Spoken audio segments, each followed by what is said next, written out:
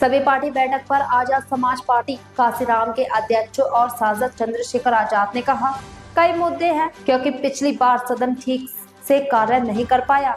मुद्दों में राष्ट्रीय छात्रवृत्ति, SC/ST छात्रों के लिए SC/ST समुदाय पर बढ़ते अत्याचार, जाति गणना और वक्फ पर JPC का एक तरफा निर्णय सहित कई अन्य मुद्दे शामिल हैं।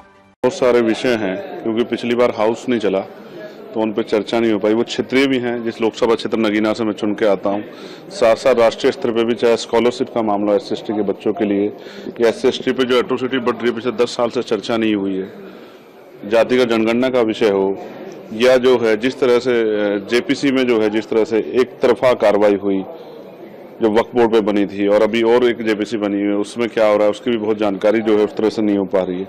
और भी जो है बहुत सारे ऐसे विषय हैं जिन पे सरकार चर्चा कराएगी, जैसे किराए में वृद्धि जो है जो कुंभ के समय हुई है अचानक से और कई बार त्योहारों पे देखी गई है। एक जो है सदगुरु रविदास जी महाराज की जयंती को राष्ट्रीय अवकाश के लिए भी मैंने कहा था, उस पर भी हम लोग कोशिश कर रहे हैं कि सरकार उस पर जो है अपना ध्यान आकर्षित करे। जिस तरह की सुविधाएं दूसरे धर्मों के लोगों को मिली है, वो जो रविदास जी में आस्था रखते हैं उनको मिले, उनके लिए स्पेशल ट्रेन चलें, वहाँ अच्छी व्यवस्थाएं हों। और व्यवस्था में तो उत्तर प्रदेश फेल हो रहा है, ये भी हम देख रहे हैं। तो व्यवस्था जो है वो प्रॉपर हो, क्योंकि एक बहुत बड़ा क्राउड जो है, एक बहुत बड़ी जो दर्शनार्थी हैं, जो श्रद्धालु है, वो बनारस पहुंचेंगे 12 फरवरी को, तो उसकी भी जो है हम लोग मांग उठाएंगे। उम्मीद है कि सरकार उस पर ध्यान देगी। कुंभ को लेकर भी अभी भी कुछ लीडर्स बोले कि हम लोग, कांग्रेस कह रहा है कि हम इस बात को रखेंगे कि कुंभ में जिस तरीके से उस पे भी नहीं, उस पर चर्चा होनी चाहिए। उस पर चर्चा ये होनी चाहिए कि नाम बड़े और दर्शन छोटे।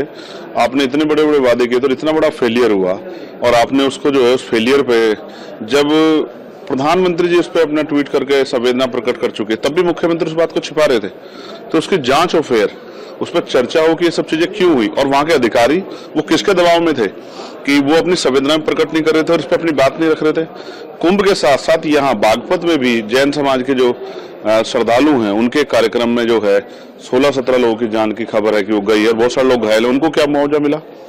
जिस तरह आपने कुंभ में जो लोग दर्शन श्रद्धालु जो इनकी जान गई, जिनके परिवार ने अपने लोग खो दिए, उनको आपने मुआवजा दिया, तो यहाँ आपने क्या मुआवजा दिया? तो आप जो है मुआवजा देने में भी जो गैर बराबरी कर रही है, इस पे भी जो है हम लोगों ने सवाल रेज किए।